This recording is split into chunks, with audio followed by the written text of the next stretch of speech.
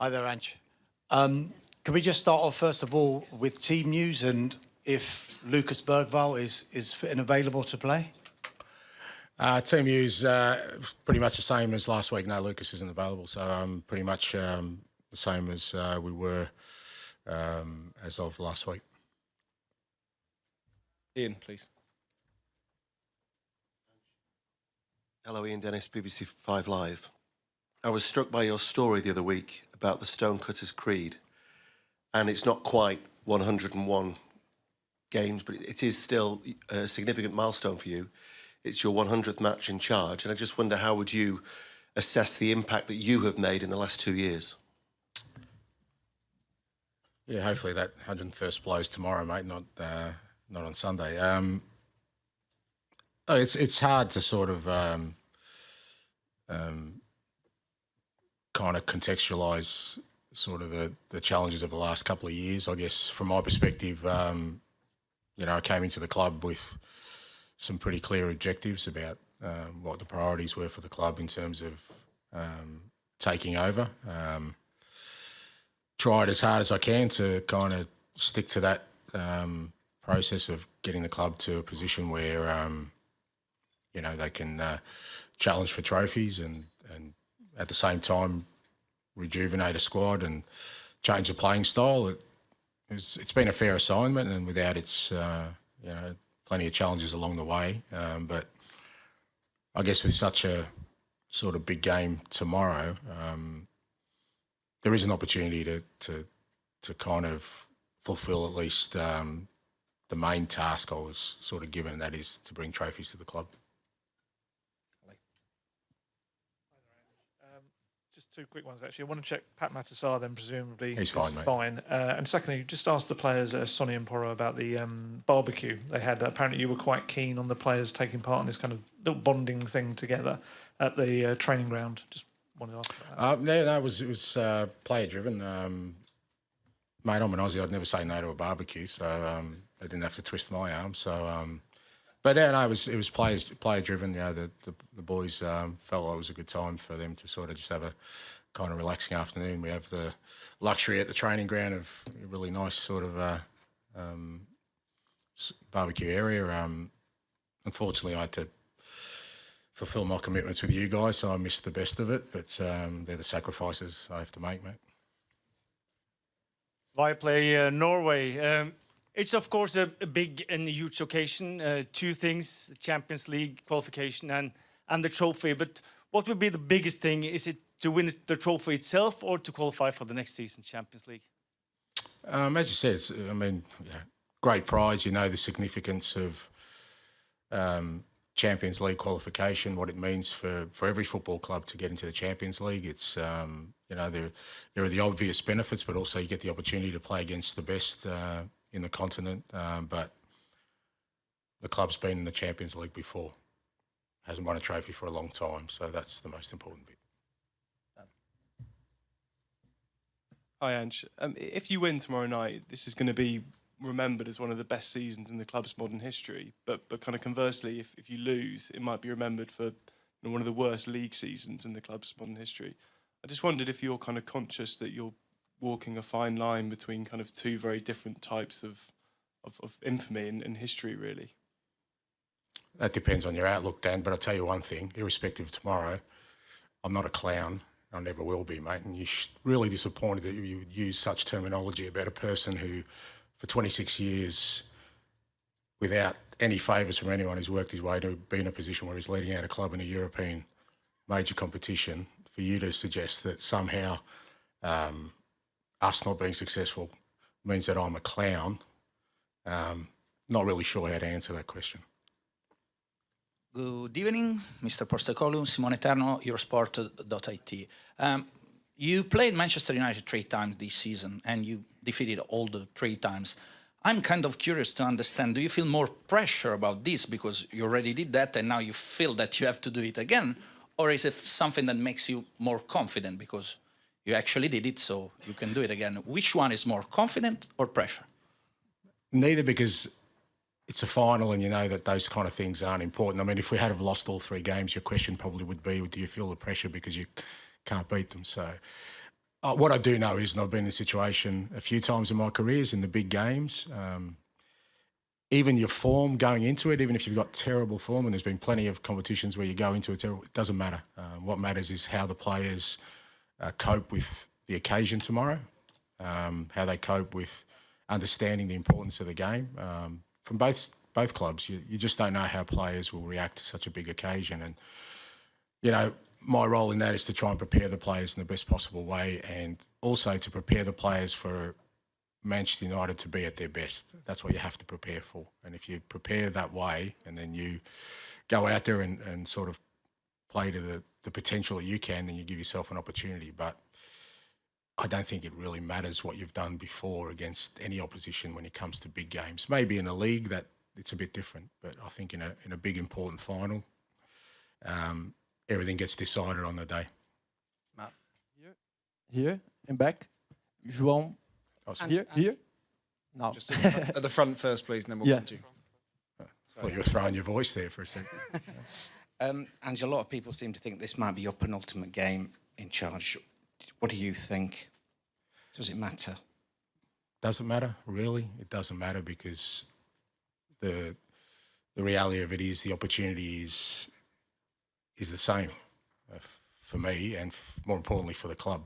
You know, I've said before, whatever happens beyond tomorrow is kind of irrelevant when you think about the opportunity that exists right now, and that is to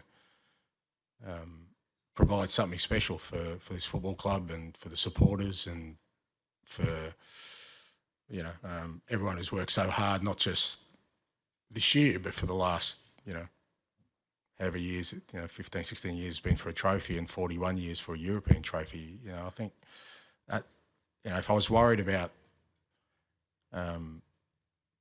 my tenure at this football club, fair to say we wouldn't be in this position, because I would have been distracted long ago. I'm pretty good at just sort of making sure that all my focus is on,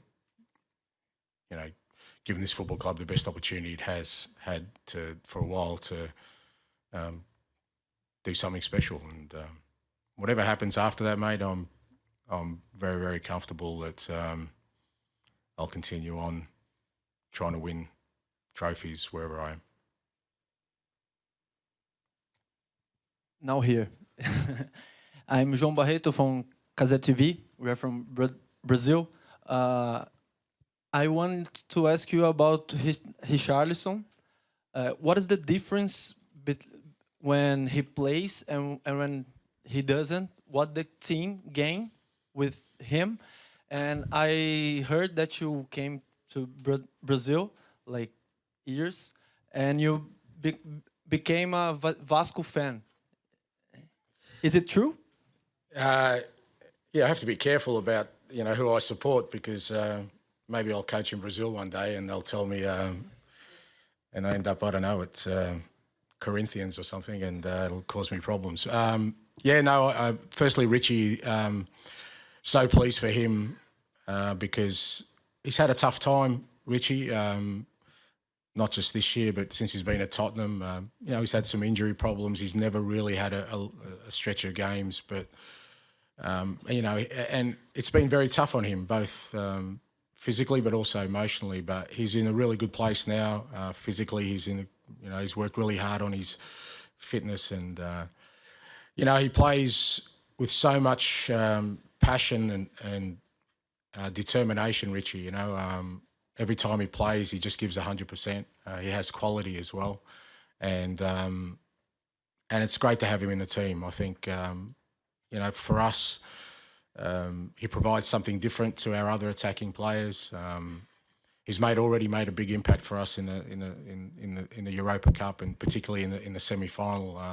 And just really pleased for him that through all the difficult times he's had, he's now in a place where he's fit, he's available, and he's excited about contributing. And I've always loved Brazilian football. I actually played against Vasco da Gama in 1985. They came to Australia, and Roberto Dinamite was playing at the time, and I got his shirt, and I still have it. So every time I visited Brazil, there's always an association with Vasco. Obrigado. Coach, καλησπέρα. Αλέξανδρος Ξενικάκης από την τηλεόραση του Αντένα από Ελλάδα. Πού είσαστε? Εδώ, στο βάθος. Α. Συγχαρητήρια. Θα ήθελα μια πιο προσωπική ερώτηση να σας κάνω. Είστε ο πρώτος Αυστραλός αλλά και ο πρώτος Έλληνας που θα προπονήσει μια ομάδα στον τελικό. Ποια είναι τα συναισθήματά σας εν ώψη της αυριανής ημέρας? Γράφετε ιστορία και για το ελληνικό ποδόσφαιρο. Αν θέλετε να μας πείτε και δύο κουβέντες στα ελληνικά, θα μεταφράσω εγώ την ερώτηση στα αγγλικά. The question is about your personal thoughts. You are the first Australian and also Greek guy to coach a team in the European final. Thank you. Thank you. Yeah, I'm very proud of that because I think, it's kind of what I was saying before, that just to me, to be in this position where I've come from. I was born in Greece. I'm very proud Greek. My father made sure that, I understood where our roots were and what it means to be Greek, and I've carried that through my whole sort of life. And I grew up in Australia, and in the other side of the world where football, unfortunately, wasn't a prominent sport. But my father, he took his love of football from Greece to Australia, and he worked really, really hard. As I've said before many times, my mum and my dad, they left their home country, their family, everything they knew for their kids, for me. And I hold that dear to my heart. And he's not with me today, but he is with me all the time. So I feel it very strongly. I feel, I love being Greek. I love that I was brought up in Greece. It's I think where I'll retire one day. And I love that I grew up in a country in Australia where, even though football wasn't, a big sport, when you grow up in Australia, you also have the attitude that when it comes to sport, you'll take on anyone, doesn't matter how big or small they are. And I'm proud of my roots in both. So, ευχαριστώ για την ερώτηση και είμαι πολύ περήφανος που είμαι Έλληνας. Hi, Ange. I want to ask if how important Captain Son is come back from injury. Like how much do you trust him, and how his experience can motivate to the younger players in squad? Yeah, massive to get Sonny back. We were a little bit worried when he picked up the injury because we just weren't sure, how long he was going to be out for. But he worked so hard and to make sure he was back, and really pleased the other night to see him, play 60, 70 minutes, and you could see his sharpness is coming back. But he's so important to the group. He's so important as a leader. He's such an important figure at this football club. And, it's a big motivation and driver for all of us, including me, to give him a trophy that his career deserves, because, again, he's a guy who's come from the other side of the world. Not many players have come from Asia and it's stayed in the Premier League, the top league in the world for so long, maintaining that excellence. And it would be great to kind of, cap that off with a trophy for him. But he knows, and we all know that we've still got to do the work. He's been in this position before, obviously, with the Champions League final, so he has that experience, and I'm sure he'll pass that on to the players. We've only got time for two more, so we'll go Dave and then finish with Alex, please. Hi, Ange. Over here. Over here, Ange. Oh, sorry. Just following on from what you said to Matt, we've spoken to quite a lot of the players in the build-up to the final, and they're all very conscious about, the subject of your future. I just wondered, have you had to address that with them as a group? No, because I think, again, that would be not really helpful in what is before us right now. I've said to the lads from day one, it's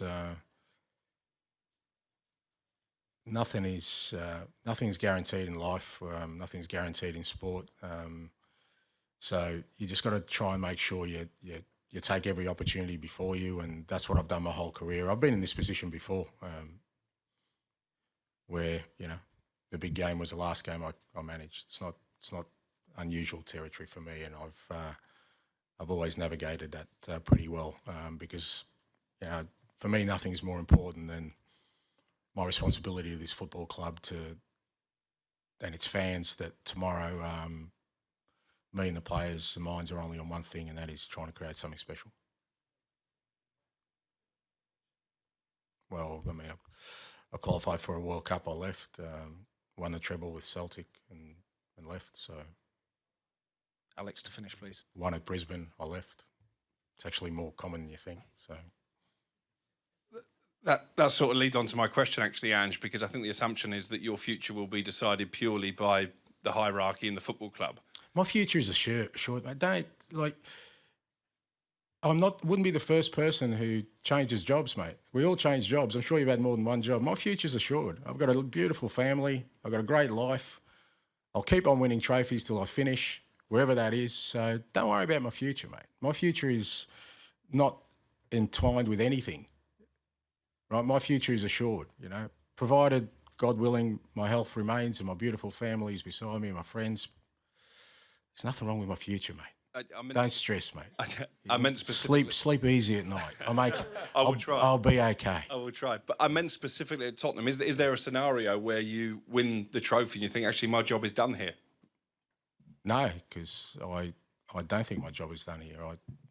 We're just, you know, I really feel like we're building something, and what a trophy does is hopefully accelerates that. So I still think there's a lot of work to be done. That's quite obvious with the way we've sort of, you know, the challenges we've had this year, which I think are well chronicled. But you know, I think there's some reasoning in that, in the context of that. But also there's been some growth that I'd like to see through. But you know, whether that happens or not is not that important right now.